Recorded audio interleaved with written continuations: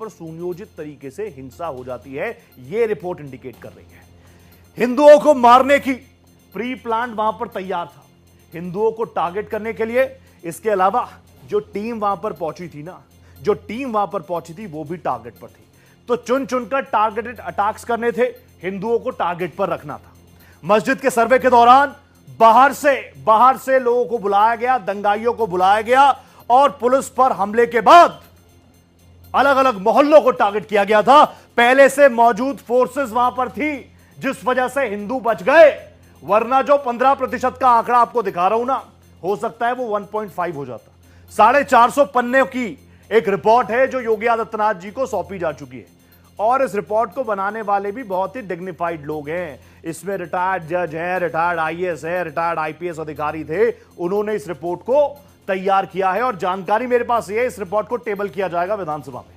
तो इस रिपोर्ट में संभल की हिंसा के इतिहासों को भी लिया गया है, पॉइंट आउट किया गया है, कब कब कितने अटैक हुए थे, कितने लोगों को टारगेट किया गया था, किन लोगों को टारगेट किया गया था, और इन हमलों में जो मौतों का आंकड़ा है ना, उसमें कितने हिंदू थे। ये सारी चीजें इन चीजों में रखी गई है। भविष्य में संभल में हिंसा रोकने के लिए इसमें सुझाव भी दिए गए हैं। बात सिर्फ प्रॉब्लम्स की नहीं, प्रॉब्लम्स को तो एड्रेस किया गया, उसके साथ साथ आने वाले दिनों में सरकार को, प्रशासन को, पुलिस को किस तरीके से तैयार रहना चाहिए, उसके लिए भी एक एडवाइजरी, आप कह लीजिए टिप्स। लेकिन अभी ये सारी चीजें जो हैं, ये बताने के लिए काफी है कि गंगा जमुनी तहजीब जिसको लेकर हम दम भरते हैं, वो रियलिटी में क्या कुछ आ रही है। संभल उसका महज एक बानगीबर है। मैं आपको बार बार ये चीजें क्यों बता रहा हूं, मौके पर भारी फोर्सेस थी। मैं फिर बता दूं, जिला कोर्ट के आदेश पर टीम को गठित किया गया। वो टीम पहुंची थी शाही मस्जिद में। अब वो मस्जिद है कि हरिहर का मंदिर है, ये बड़ा विवाद है। अब देखिए जांच रिपोर्ट में क्या है कि संभल में एक के बाद एक दंगे किए गए, और टारगेट्स पर कौन रहे? टारगेट्स पर रहे सिर्फ और सिर्फ हिंदू। टारगेट्स पर हिंदू रहे, हिंदू मोहल्ले रहे। 1947 में, आई रिपीट, 1947 में आजादी के बाद संभल में 45% आबादी हिंदूज की थी, और 2025 तक आते आते यह आंकड़ा हो गया 15% का, यानी -30%। ये परिवार कहां गए? सब तो कह रहे हैं कि हिंदुओं की आबादी बढ़ रही है, फर्टिलिटी रेट का भी जिक्र हो रहा है। संभल की फाइल्स बता रही हैं कि कहां जा रहे हैं हिंदू और पलायन क्यों हो रहा है। आजादी के बाद से संभल में 15 बार दंगे हो चुके हैं, और सिलसिलेवार तरीके से इन दंगों को इन रिपोर्ट्स में शामिल किया गया है। अब संभल में प्रधानमंत्री नरेंद्र मोदी अगर कहते हैं कि डेमोग्राफिक चेंज हो रहा है, छोटा एग्जाम्पल दिखाता हूं संभल में। अब संभल में 85%, 85% मुस्लिम आबादी है, कोई प्रॉब्लम नहीं है। लेकिन सवाल यह है कि आजादी के बाद जो 45% हिंदुओं का आंकड़ा था, जो हिंदू पॉपुलेशन थी, वो क्यों घटकर महज 15% रह गई? This is the big question. और इसी पर Bharatiya Janata party aggressively attack भी कर रही है, लेकिन समाजवादी पार्टी कह रही है नहीं, BJP is the main problem. अभी क्या कुछ हुआ आपको बताऊं। जांच कमेटी ने अपनी रिपोर्ट्स को सीएम योगी आदित्यनाथ को सौंप दिया है। वो तस्वीर भी आप देख रहे होंगे, लगातार तस्वीर आपके सामने मैंने रखी है। चीफ मिनिस्टर योगी आदित्यनाथ भी कह रहे हैं, वो पहले दिन से कह रहे हैं, दंगाइयों की कोई जगह नहीं है। अभी इस रिपोर्ट में जो इंडिकेशन है वो मैं आपको बता रहा हूं।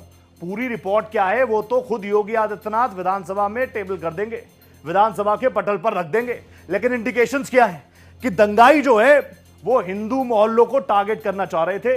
सबसे पहले टारगेट पर कौन थी? सर्वे करने वाली टीम। उसके बाद कौन थी?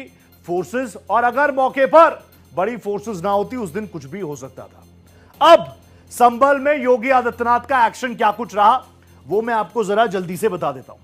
एक साल में 35 से अधिक अवैध धार्मिक स्थलों को हटाया गया है, पूरी इज्जत के साथ हटाया गया है कि भैया ये सरकार की जमीन है, हटेगा। बुलडोजर एक्शन हुआ है। इसके अलावा चकमार्ग, तालाब, सड़क अतिक्रमण को भी मुक्त करवाया गया है। आपने देखा होगा बीच में वो तस्वीरें कि जब वहां पर एंक्रोचमेंट ड्राइव चल रही थी तो दशकों पुरानी बावड़ियां मिल रही थी संभल के अंदर से, यही पहचान हुआ करती थी संभल की। एक साल में 7 एकड़ से ज्यादा जमीन को मुक्त किया गया है, अतिक्रमण से मुक्त किया गया है। योगी आदित्यनाथ कह चुके हैं हमारा जो बुलडोजर है वो सिर्फ और सिर्फ अवैध के खिलाफ चलता है, हिंदू मुसलमान का चश्मा हम पहनते ही नहीं है। तो योगी आदित्यनाथ लगातार कह रहे हैं कि हमारी फोर्सेस आगे बढ़ रही हैं, लेकिन यह एक्शन तो होता रहा है। अवैध अतिक्रमण, योगी आदित्यनाथ का ये बुलडोजर, जो बुलडोजर मॉडल पूरे देश में सुपरहिट हो चुका है। उन स्टेट्स में भी जा रहा है जहां पर बीजेपी की सरकार नहीं है, तो वो अपना काम कर रहा है। लेकिन इस रिपोर्ट के बाद योगी आदित्यनाथ क्या करने वाले हैं, नजर इस पर भी है। अब आप देखिए इस न्यायिक जांच जिसने पूरा सर्वे किया, जो रिपोर्ट सौंपी, इसमें कौन कौन है आपको बताता हूं। इसके चेयरमैन जो हैं वो है retired justice Devendra Kumar Arora. Retired justice इसको चेयर कर रहे हैं, इसको लीड कर रहे हैं। मेंबर्स बताता हूं, रिटायर्ड आईएएस अधिकारी अमित मोहन उनकी टीम में, रिटायर्ड आईपीएस AK जैन साहब। तो ये 3 सदस्यीय टीम थी जिसमें रिटायर्ड जज, रिटायर्ड आईएएस, रिटायर्ड आईपीएस, इन लोगों ने मौके पर जाकर चीजों को खंगाला, तथ्यों को जमा किया, एक रिपोर्ट तैयार की। 450 पेजेस की रिपोर्ट तैयार हुई है जिसको योगी आदित्यनाथ को सौंपा जा चुका है। योगी आदित्यनाथ कह रहे हैं कि अभी तो धीरे धीरे परतें खुलेंगी। अब संभल के डेमोग्राफी कितना चेंज हुआ है वो भी मैं आपको बता देता हूं। देखिए, न्यायिक आयोग ने 450 पेजेस की रिपोर्ट तैयार कर ली है।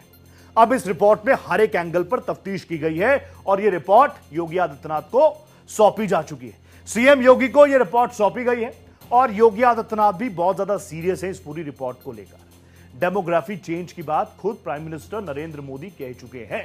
अब उसमें योगी आदित्यनाथ किस तरीके से एक्शन लेते हैं देखने वाली बात होगी। वापस वो आंकड़े आपको दिखाता हूं, ये आंकड़े जानना जरूरी है। मैं ये सिर्फ सवाल नहीं, ये सवाल जनता की अदालत में भी, जनप्रतिनिधियों की अदालत में भी, ये सवाल सिर्फ मेरे नहीं है या भारत एक्सप्रेस के नहीं है, उन हिंदू परिवारों का दर्द है, उन हिंदू परिवारों का दंश है जिनको अपने घर को छोड़कर जाने का दर्द है। फिर से याद दिला रहा हूं, 1947 देश आजाद हुआ तो संभल की डेमोग्राफी क्या थी? 45% थे हिंदू, 55% थे मुस्लिम। 1947 गंगा जमुनी तहजीब सब साथ में रह रहे हैं, बढ़िया है, कोई दिक्कत नहीं है। देन कम टू 2025, हिंदू हो गए फ्रॉम 45% टू 15%। आप इसमें देखिए 30% का गिरावट है, कोई बात नहीं। और देखिए मुस्लिम, जो कि 1947 में मुस्लिम पॉपुलेशन थी 55%, वो बढ़ी है बाय 30%। तो ये 30% से बढ़े हैं, हिंदू 30% से घट गए हैं। लेकिन पॉलिटिकल पार्टीज कह रही हैं असल प्रॉब्लम है भारतीय जनता पार्टी। उनको ये नजर नहीं आता कि असल प्रॉब्लम ये है 45% टू 15%, 55% टू 85%। रियल प्रॉब्लम ये है। और इसीलिए वापस मैं आपको बता रहा हूं, क्योंकि ये सवाल बहुत बड़ा है। ऐसा नहीं है कि प्रधानमंत्री जी ने सिर्फ हवा में बातें कर दी। प्रधानमंत्री अगर कह रहे हैं डेमोग्राफिक मिशन को हम लोग आगे बढ़ाएंगे, वो ये क्यों कह रहे हैं फिर आपको बताता हूं। फिर आई रिपीट, मैं 36 बार रिपीट कर सकता हूं इन चीजों को, क्योंकि ये सवाल उन लोगों के हैं, उन पीड़ित पक्ष के हैं जिनकी आज भी कोई सुनने वाला नहीं है। आइए फिर से, 1947 संभल में हिंदू आबादी 45%, 45%। अगेन शहर में अब क्या कुछ है, डेमोग्राफी चेंज किसको कहते हैं? बहुत सारे लोग हैं ना, उनको समझाते जाओ समझाते जाओ समझाते जाओ, नहीं समझेंगे, लेकिन मैं भी समझा के ही मानूंगा। डेमोग्राफिक चेंज क्या हुआ? From 45% to 15%। आजादी के बाद से एक के बाद एक 15 दंगे हुए संभल में। टारगेट पर कौन रहा? टारगेट पर पहले भी हिंदू था।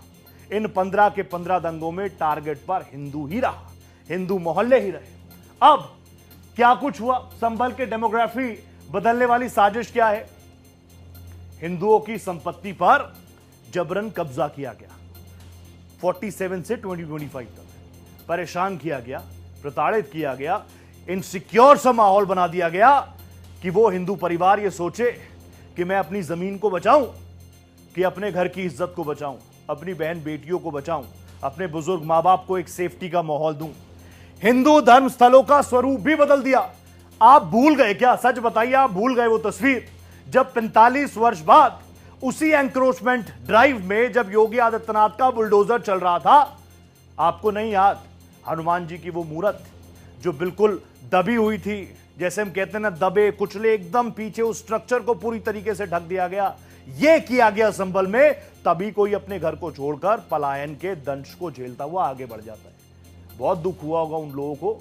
ये डेमोग्राफी चेंज 1 साल 2 साल 3 साल में नहीं हुई, लगातार होती रही है, लगातार